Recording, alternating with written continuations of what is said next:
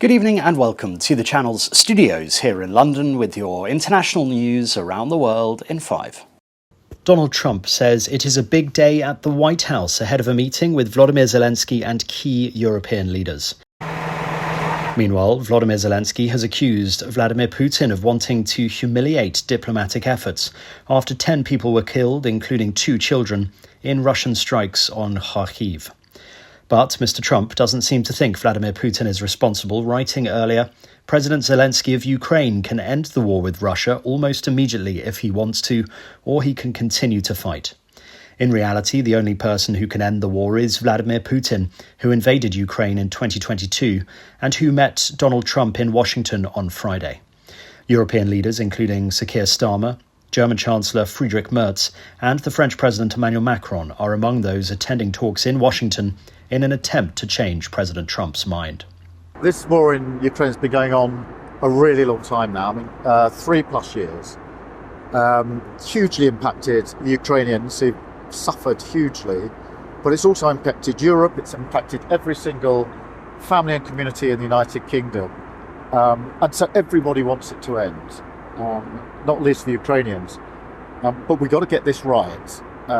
We've got to make sure there is peace, that it is lasting peace, and that it is fair and that it is just. And that's why I'm travelling to Washington with other European leaders to discuss this face to face with President Trump and President Zelensky, because it's in everyone's interests, it's in the UK's interests that we get this right.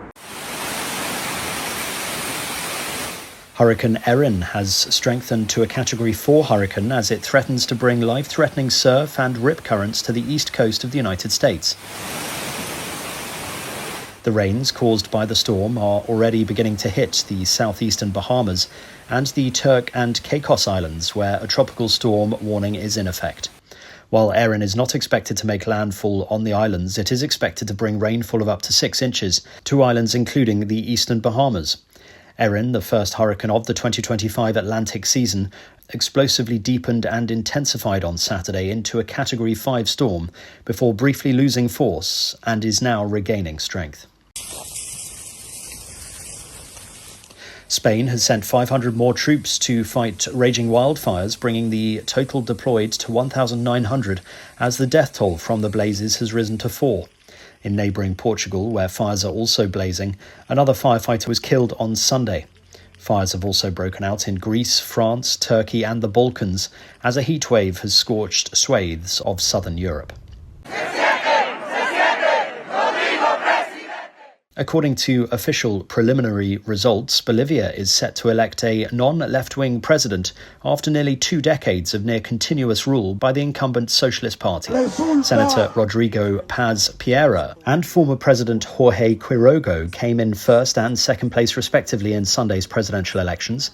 Neither received a high enough share of the vote to secure an outright win, so the vote will go to a runoff between the 2 candidates due in October.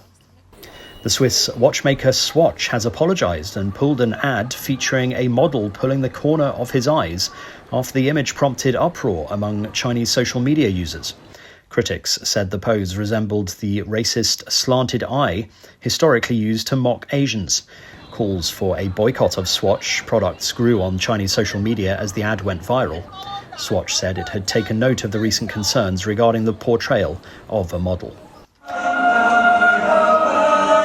And the Royal Albert Hall in London has hosted a special overnight prom, the first such event in more than 40 years.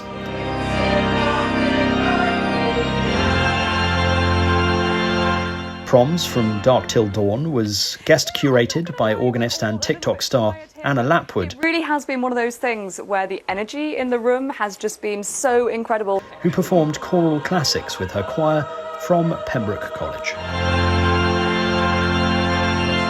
And that's your international news around the world in 5. Now back to the channel's studios in Lagos.